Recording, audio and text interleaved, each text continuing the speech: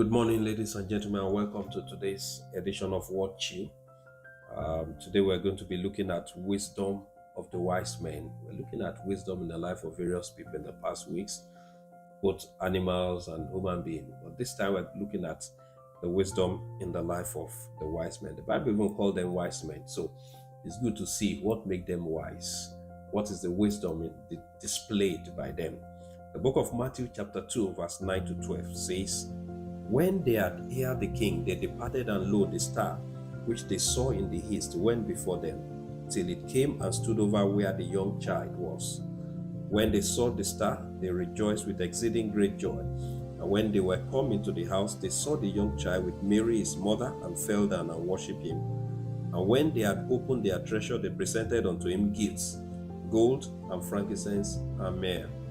And being warned of God in a dream, that they should not return to Herod, they departed into their own country another way." Wisdom of the wise men. They call them the wise men. They didn't tell us there are 3 or 4 or 5, but they said these people, when they heard that Jesus was born, they saw a star in the east, and they traced the star. They followed the star unto Bethlehem of Judea. And when they got to it, the land of Israel, they went to the king and said, "We saw a star, and we know that a king is born in this land. Show us where he will be born. Peradventure is one of your wife that just deliver." And the king said, "No, none of my wife delivered this season." And they inquired, and they all went into books, into records, and discovered that the Messiah will be born in Bethlehem of Judea. And he sent them there and said, "When you have located him, let us know." There is great wisdom in the life of the wise men. The wisdom of the wise men illustrates that the wisdom of people who had understanding of times and seasons. They had understanding of times and season and of signs of the heavenlies. They saw a star. How do you look at the star and know that the star is different? A lot of us lack observation, and if you look at the book of Joshua, it said, "If thou shalt observe to do according to all that is written in this one." It was talking about observing to do, observe to do, observe to do. Meaning observation is key. Many of us lack observation. That's why you have dreams you won't even remember. That's why you see things around you you won't even remember. Sometimes you can begin to pray and say, "God, I'm very fluid with not noticing things." I say, "God, I need to be full of observation."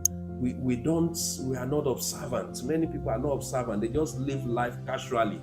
But somebody with observation can observe things, can read signs. When you see the weather changing, they can read the weather as, "Oh, it's like it's going to rain this evening." Other people will not even know. And I want us to understand that nothing happens in life without a sign, without a signal. Many things that happen in life comes with a sign and signal. Unfortunately, human beings are not able to discern. Even the coming of the Master Jesus comes with a sign. Jesus told the disciples, "These signs will come." If when you start beginning to see this sign, earthquake in diverse places, he said, "Know that the time is drawing near." And even told us about the signs that follow the apostles. He said, "These signs shall follow them that believes. In my name, they will cast out devil." Life runs on signs. Ability to discern signs and times is great wisdom. It takes a wise man to be able to understand times, to be able to understand season, to be able to understand. Many of these things are not necessarily astrology or stargazing, but observation. These people look into the star, and we're able to look at it and say, "Wow, this thing, this new star just appeared. It is different from every star." It means they were looking at star, monitoring that. How many stars are here? I did some surveying some years ago. I read land surveying at a certain level. And in those days, when we want to take coordinates of a place where there are no existing beacons, what we try to do is to, go and set your theodolite and gaze into certain star, and from there you can compute things. Meaning that even in surveying science, you can use star to determine locations. You can use it to determine so many things. Coordinates of life. So it's not just every looking at star that is astrology or stargazing or for ritual. Just like the evil people also look at star, and they look at the stars of people. These people say, "We saw a star in the east," meaning Jesus has a star. So you also have a star. You are a star.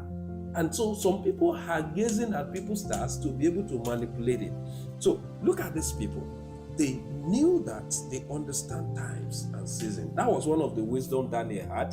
That was one of the wisdom Joseph had. That was one of the wisdom of Solomon. Solomon was studying trees, was studying heavenly bodies, was studying animal, he was studying algae, he was studying spirogyra, he was studying everything, and he could write a whole book about so many of them. A man of wisdom is an observer. And then look at them, they saw the star and they began to follow the star. I pray that God will give you that wisdom today, such that you'll be able to understand seasons and timing. God will give you the wisdom to be an observer, to be observant in whatever you do, so that you will be sensitive to your environment, sensitive to your space, things happening around you. And like the men of Issachar, you will have understanding of time and season and know what you should do at every point in time. God bless you for being part of today's broadcast. Join us same time tomorrow by the special grace of God. Thank you.